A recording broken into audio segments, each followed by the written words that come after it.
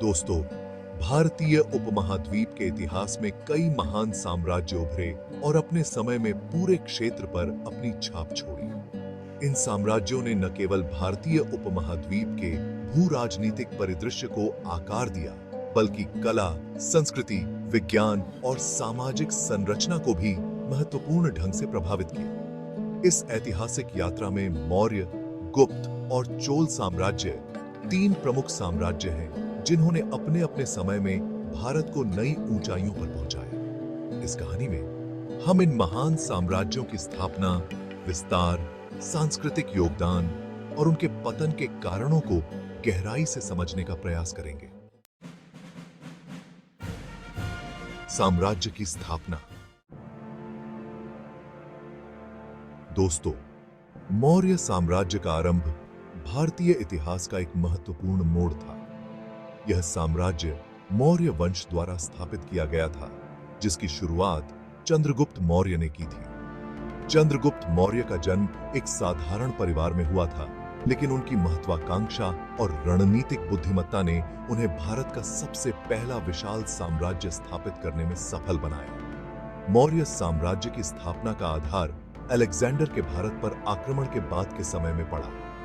Alexander के आक्रमण से भारतीय उपमहाद्वीप के उत्तर पश्चिमी क्षेत्र में राजनीतिक अस्थिरता पैदा हुई, जिसका लाभ चाणक्य कौटिल्य ने उठाया। चाणक्य एक विद्वान और रणनीतिकार थे, जिन्होंने चंद्रगुप्त मौर्य का मार्गदर्शन किया। चाणक्य ने नंद वंश के पतन में महत्वपूर्ण भूमिका निभाई, जो उस समय मगध का सबसे शक्तिशाली राज्य था। चंद्रगुप्त मौर्य ने चाणक्य की मदद से नंद वंश को परास्त कर मगध की राजधानी पाटलिपुत्र पर अधिकार कर लिया। इसके बाद चंद्रगुप्त ने धीरे धीरे पूरे उत्तर भारत और उसके आसपास के क्षेत्रों पर विजय प्राप्त की। मौर्य साम्राज्य ने न केवल उत्तरी भारत, बल्कि पश्चिम में वर्तमान अफगानिस्तान और बलूचिस्तान तक अपना विस्तार किया। इस विशाल साम्राज्य की स्थापना ने भारत को एकजुट किया और एक केंद्रीकृत प्रशासनिक प्रणाली की नींव रखी। चंद्रगुप्त मौर्य के बाद उनके पुत्र बिंदुसार ने साम्राज्य का विस्तार जारी रखा। बिंदुसार एक शक्तिशाली और सफल शासक थे, जिन्होंने अपने शासनकाल में दक्षिण भारत के कुछ हिस्सों पर विजय प्राप्त की। उन्होंने विद्रोहों को दबाया और अपने साम्राज्य को स्थिर रखा।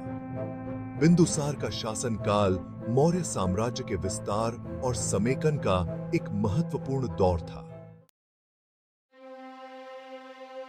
बिंदुसार के बाद उनके पुत्र अशोक मौर्य साम्राज्य के सिंहासन पर बैठे। अशोक भारतीय इतिहास के सबसे महान और प्रतिष्ठित सम्राटों में से एक माने जाते हैं। अशोक ने अपने प्रारंभिक शासनकाल में कई सैन्य अभियान चलाए, जिनमें से सबसे प्रमुख कलिंग युद्ध था। कलिंग युद्ध अत्यधिक हिंसक और विनाशकारी था और इसमें हजारों लोग मारे गए थे। हालांकि इस युद्ध के बाद अशोक ने अपने जीवन में एक बड़ा परिवर्तन देखा। युद्ध की विभीषिका से व्यथित होकर उन्होंने बौद्ध धर्म अपना लिया और अहिंसा, करुणा और धम्म नीति का प्रचार किया। अशोक ने बौद्ध धर्म के सिद्धांतों को अपने शासन का आधार बनाया और पूरे साम्राज्य में धम्म के स्तंभ और शिलालेख स्थापित किए। इन स्तंभों और शिलालेखों पर अशोक के आदेश और धम्म के सिद्धांत लिखे गए थे। अशोक ने बौद्ध धर्म का प्रचार केवल भारत में ही नहीं, बल्कि विदेशों में भी किया, जिससे यह धर्म एशिया के अन्य भागों में फैल गया।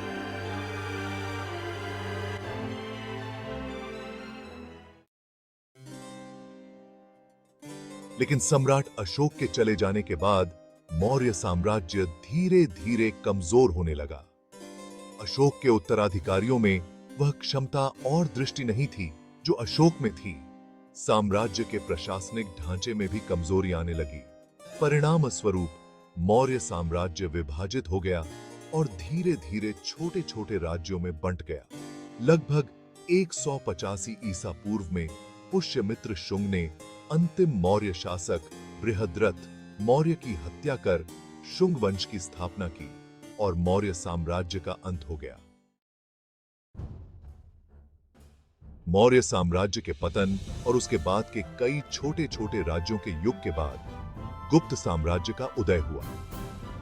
गुप्त वंश की स्थापना श्री गुप्त ने की थी, लेकिन यह साम्राज्य अपने चरम पर चंद्रगुप्त प्रथम और उनके उत्तराधिकारियों के शासनकाल में पहुंचा। गुप्त साम्राज्य को भारतीय इतिहास का स्वर्ण युग कहा जाता है, क्योंकि इस काल में विज्ञान, कला, साहित्य और संस्कृति के क्षेत्रों में अद्वितीय प्रगति हुई। चंद्रगुप्त प्रथम गुप्त साम्राज्य के पहले महान शासक थे। उनके शासनकाल में साम्राज्य ने मगध और उसके आसपास के क्षेत्रों में अपना प्रभुत्व स्थापित किया। चंद्रगुप्त ने लिच्छवी वंश की राजकुमारी कुमारा देवी से विवाह किया, जो एक राजनीतिक और रणनीतिक कदम था, जिसने उन्हें अधिक क्षेत्रों पर नियंत्रण स्थापित करने में मदद की। चंद्रगुप्त ने महाराजाधिराज की उपाधि धारण की और अपने साम्राज्य का विस्तार किया। दोस्तों, सम्राट समुद्रगुप्त 335 ईस्वी से 375 ईस्वी तक गुप्त साम्राज्य के सबसे महान शासकों में से एक थे और उन्हें भारतीय इतिहास के सबसे महान विजेताओं में गिना जाता है। उन्होंने अपने शासनकाल में गुप्त साम्राज्य को उल्लेखनीय रूप से विस्तारित किया और इसे भारत के विशाल क्षेत्रों पर फैलाया। समुद्रगुप्त की सैन्य शक्ति, प्रशासनिक कुशलता और सांस्कृतिक दृष्टिकोण के कारण गुप्त साम्राज्य का स्वर्ण युग शुरू हुआ। समुद्रगुप्त ने अपने शासनकाल में अनेक सैन्य अभियान चलाए, जिन्हें प्रशस्तियों के रूप में जाना जाता है। ये प्रशस्तियां उनके समकालीन कवियों और इतिहासकारों द्वारा रचित प्रशस्ति पत्रों में दर्ज हैं। समुद्रगुप्त के अभियान में सबसे प्रमुख उनका दक्षिण भारत में किया गया विजय अभियान था। यह अभियान उन्होंने अपने प्रारंभिक शासनकाल में शुरू किया और दक्षिण भारत के कई शक्तिशाली राज्यों को हराया। दक्षिण के राज्यों को पूरी तरह से अधीन नहीं किया गया, बल्कि उन्होंने समुद्रगुप्त की सर्वोच्चता स्वीकार की और उसे श्रद्धांजलि दी। इन विजयों के बावजूद समुद्रगुप्त ने स्थानीय शासकों को उनके क्षेत्रों में शासन करने दिया, जो उनकी उदारता और राजनीतिक कुशलता को दर्शाता है। समुद्रगुप्त ने उत्तरी भारत के अधिकांश राजाओं को भी परास्त किया और उन्हें गुप्त साम्राज्य में मिला लिया। उनके शासनकाल में गुप्त साम्राज्य पूर्व में बंगाल से लेकर पश्चिम में पंजाब और दक्षिण में वर्तमान तमिलनाडु तक फैला हुआ था। समुद्रगुप्त ने अपने विजयों के माध्यम से गुप्त साम्राज्य को एक शक्तिशाली और अखंड राजनीतिक इकाई में परिवर्तित किया।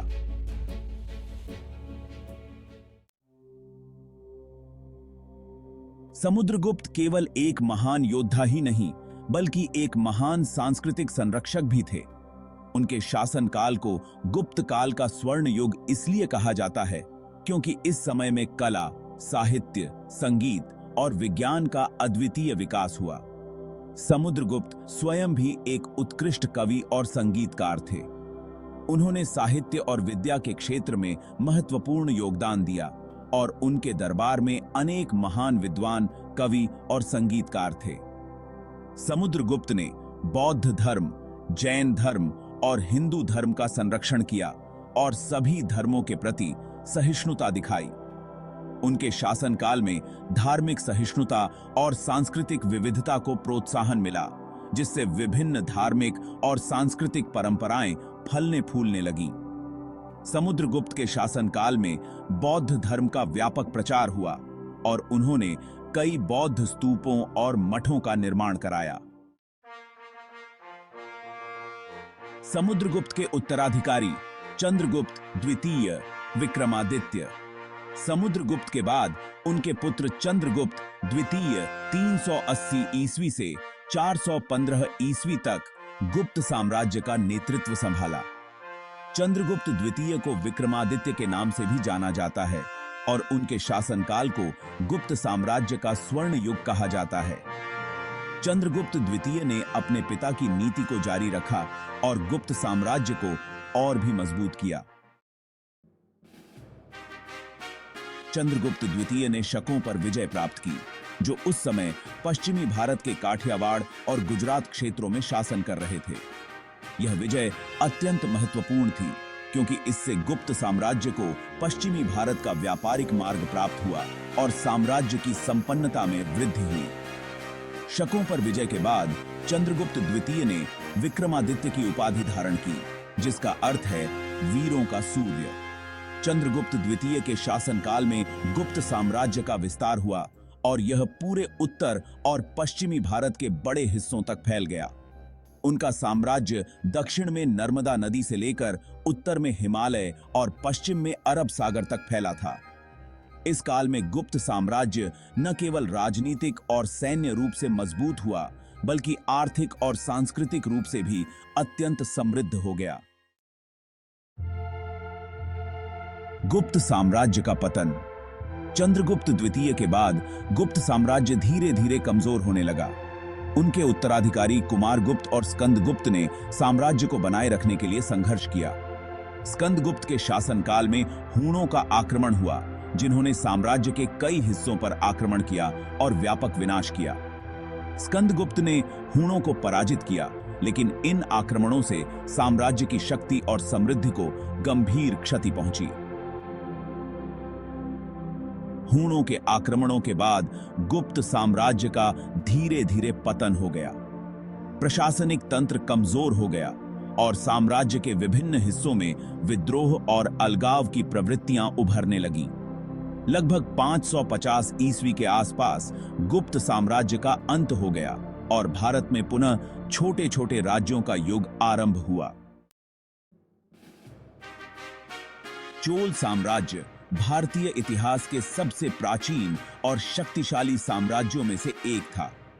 चोल साम्राज्य का उल्लेख सबसे पहले संगम साहित्य में मिलता है, जो लगभग 300 ईसा पूर्व से 300 ईस्वी के बीच लिखा गया था। प्रारंभिक चोल शासक दक्षिण भारत के तमिल क्षेत्र में शासन करते थे और उनका साम्राज्य तमिलनाडु, केरल और आंध्र प्रदेश के कुछ हिस्सों तक फैला हुआ था। हालांकि प्रारंभिक चोल साम्राज्य का पतन हो गया था। 9वीं शताब्दी में विजयालय चोल 850 ईस्वी 871 ईस्वी के शासनकाल में चोल साम्राज्य का पुनरुत्थान हुआ। विजयालय ने पल्लवों को पराजित कर तंजावुर पर अधिकार कर लिया और चोल साम्राज्य की पुनर्स्थापना की। विजयालय के बाद उनके पुत्र आदित्य चोल ने पल्लव साम्राज्य के शेष हिस्सों पर विजय प्राप्त की और चोल साम्राज्य को विस्तारित किया। राजराजा चोल और साम्राज्य का विस्तार। राजा चोल 985 ईस्वी से 1014 ईस्वी तक चोल साम्राज्य के सबसे महान शासकों में से एक थे। उन्होंने अपने शासनकाल में चोल साम्राज्य को दक्षिण भारत के सबसे शक्तिशाली साम्राज्यों में परिवर्तित किया। राजराजा ने पांड्यों और चेरों पर विजय प्राप्त की, जिससे दक्षिण भारत में चोल साम्राज्य का प्रभुत्व स्थापित हुआ। राजराजा चोल ने केवल दक्षिण भारत में ही नहीं, बल्कि श्रीलंका, मालदीव और मलेशिया के हिस्सों तक भी अपना साम्राज्य फैलाया। उन्होंने श्रीलंका पर आक्रमण कर वहां के सिंहल राजाओं को पराजित किया और उत्तरी श्रीलंका को अपने साम्राज्य में मिला लिया। इस विजय ने चोल साम्राज्य को हिंद महासागर के व्यापारिक मार्गों पर प्रभुत्व स्थापित करने में मदद की, जिससे साम्राज्य की समृद्धि में और वृद्धि हुई। राजेंद्र चोल साम्राज्य का चरमोत्कर्ष। दोस्तों, राजराजा चोल के बाद उनके पुत्र राजेंद्र चोल 1014 ईस्वी से 1044 ईस्वी तक उन्होंने साम्राज्य का नेतृत्व संभाला और इसे और भी ऊंचाइयों पर पहुंचाया। राजेंद्र चोल ने अपने पिता की विजय यात्राओं को जारी रखा और दक्षिण पूर्व एशिया के कई क्षेत्रों में विजय प्राप्त की। उनके शासनकाल में चोल साम्राज्य का विस्तार बंगाल की खाड़ी से लेकर दक्षिण पूर्व एशिया के सुमात्रा, जावा और मलय प्रायद्वीप तक हो गया। राजेंद्र चोल ने गंगा नदी के तट तक विजय यात्रा की और गंगैकोंड चोलपुरम नामक एक नई राजधानी की स्थापना की, जिसका अर्थ है गंगा पर विजय प्राप्त करने वाला चोल। चोल साम्राज्य का काल दक्षिण भारतीय कला, वास्तुकला और साहित्य का स्वर्ण युग माना जाता है। चोल शासकों ने अनेक भव्य मंदिरों का निर्माण कराया, जिनमें से तंजावुर का बृहदेश्वर मंदिर सबसे प्रसिद्ध है। यह मंदिर राजराजा चोल द्वारा बनवाया गया था और यह दक्षिण भारतीय द्रविड़ वास्तुकला का उत्कृष्ट उदाहरण है। चोल काल में कांस्य मूर्तिकला की भी अद्वितीय प्रगति हुई और इस समय की बनी नटराज की मूर्तियां भारतीय कला के उत्कृष्ट नमूने मानी जाती हैं। चोल शासक शिव और विष्णु के उपासक थे और उन्होंने मंदिर निर्माण को बढ़ावा दिया। उनके शासनकाल में भक्ति आंदोलन को भी प्रोत्साहन मिला, जिससे संतों और भक्त कवियों की एक नई पीढ़ी का उदय हुआ। चोल साम्राज्य की शक्ति का एक प्रमुख कारण उनकी अत्यधिक संगठित और सुव्यवस्थित प्रशासनिक प्रणाली थी। राजाओं ने न केवल सैन्य बल द्वारा अपना साम्राज्य विस्तार किया, बल्कि शासन के अत्याधुनिक तरीकों का विकास किया, जो पूरे साम्राज्य में प्रभावी प्रशासन सुनिश्चित करता था। केंद्रीय प्रशासन राजा, जो कि सत्ता का प्रमुख केंद्र था, केंद्रीय सरकार के मुख्य शासक थे। राजा न केवल सैन्य अभियानों का नेतृत्व करता था, बल्कि धार्मिक और सांस्कृतिक जीवन का भी संरक्षक था। राजा के पास शक्तिशाली मंत्रियों का एक समूह होता था, जो विभिन्न प्रशासनिक कार्यों का संचालन करता था। वित्त, सेना, न्याय और धार्मिक मामलों के लिए अलग-अलग मंत्रालय बनाए गए थे, जिससे शासन कुशलता से संचालित हो सके। प्रांतीय प्रशासन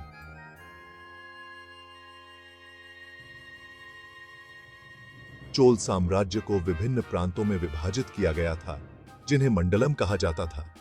प्रत्येक मंडलम का नेतृत्व एक वेल्लाल या उच्च पदस्थ अधिकारी करता था, जो राजा के प्रति उत्तरदायी होता था। प्रांतीय प्रशासन का मुख्य उद्देश्य कर वसूली, न्याय व्यवस्था और कानून व्यवस्था बनाए रखना था। स्थानीय प्रशासन चोल प्रशासन की सबसे अनूठी विशेषता उनकी स्थानीय प्रशासनिक प्रणाली थी। गांवों और कस्बों के प्रशासन के लिए स्वायत्तता दी गई थी, जो कि लोकतांत्रिक तरीके से संचालित होती थी। गांवों में सभा या महासभा नामक स्थानीय संस्थाएं होती थीं, जिनके सदस्य गांव के सम्मानित और सक्षम व्यक्तियों में से चुने जाते थे।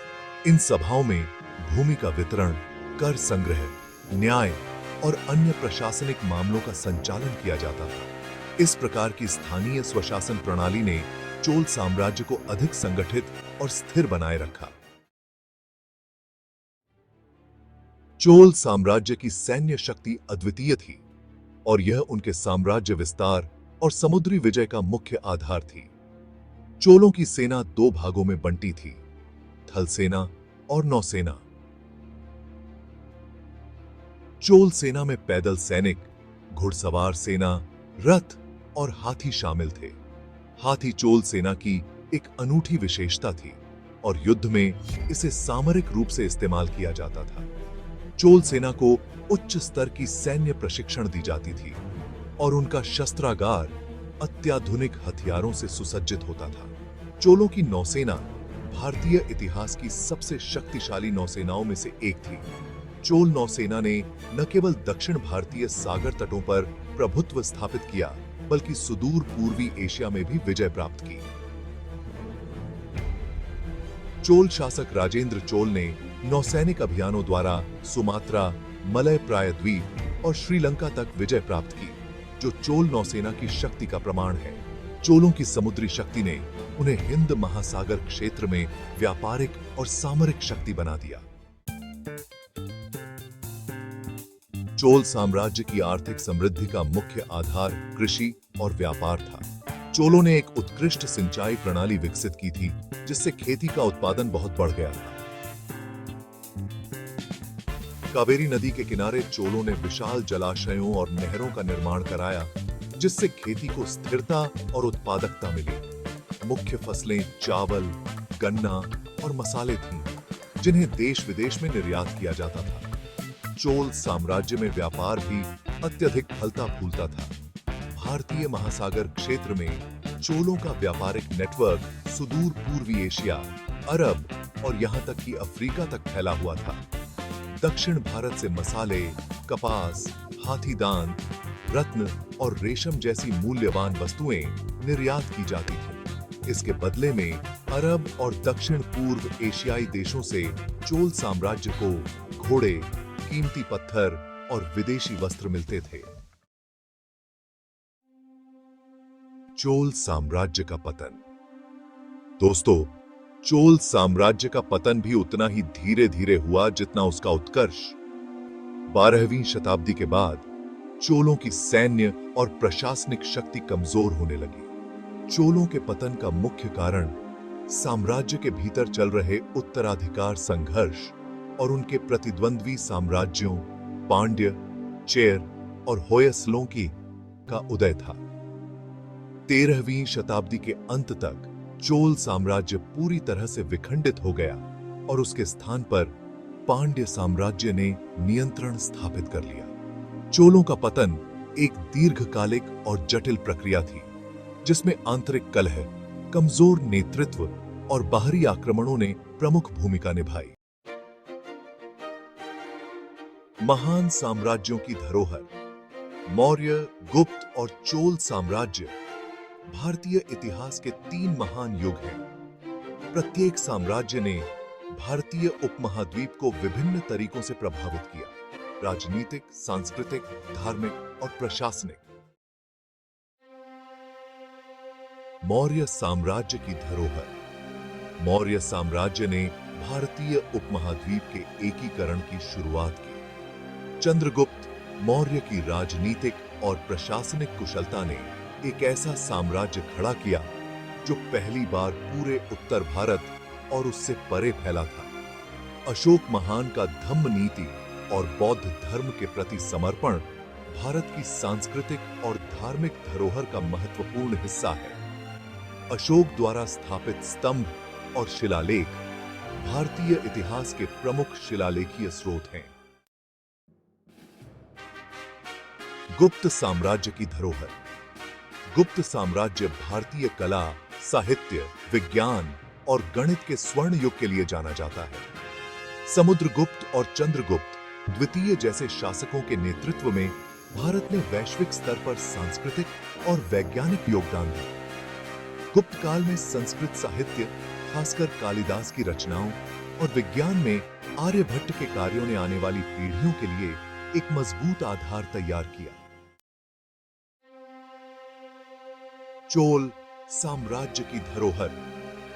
चोल साम्राज्य ने दक्षिण भारत में अद्वितीय सांस्कृतिक धरोहर छोड़ी। उनका मंदिर निर्माण, विशेष रूप से तंजावुर का बृहदेश्वर मंदिर और मूर्तिकला कला दक्षिण भारतीय स्थापत्य कला का उत्कृष्ट उदाहरण है। चोलों की नौसैनिक शक्ति ने दक्षिण और दक्षिण पूर्व एशिया के साथ भारत के व्यापारिक और सांस्कृतिक संबंधों को मजबूती दी। चोल साम्राज्य की स्थानीय स्वशासन की प्रणाली भी प्रशासनिक धरोहर का एक महत्वपूर्ण हिस्सा है, जो भारतीय इतिहास में लोकतांत्रिक प्रशासन के शुरुआती उदाहरणों में से एक है। निष्कर्ष। मौर्य, गुप्त और चोल साम्राज्य भारतीय इतिहास के 3 महान स्तंभ हैं। इन साम्राज्यों की गौरवशाली यात्रा केवल युद्ध और विजय की कहानी नहीं है, बल्कि यह एक सांस्कृतिक, सामाजिक और धार्मिक पुनर्जागरण की भी कथा है। इन साम्राज्यों ने जिस तरह भारतीय उपमहाद्वीप को एकीकृत किया, उसे एक नई दिशा दी और वैश्विक स्तर पर भारतीय संस्कृति का प्रचार किया, वह अद्वितीय है। इनकी विरासत आज भी भारतीय समाज, संस्कृति और इतिहास का अभिन्न हिस्सा है। भारत की महान साम्राज्यवादी धरोहर को समझना आज के संदर्भ में भी उतना ही महत्वपूर्ण है, क्योंकि यह हमें बताता है कि कैसे एक सुदृढ़ शासन, एक समृद्ध संस्कृति और एक सशक्त नेतृत्व किसी भी समाज को एक महान ऊंचाई पर ले जा सकता है। मौर्य, गुप्त और चोल साम्राज्य इसी का प्रमाण है और उनके द्वारा स्थापित धरोहर आने वाली पीढ़ियों को प्रेरणा देती रहेगी।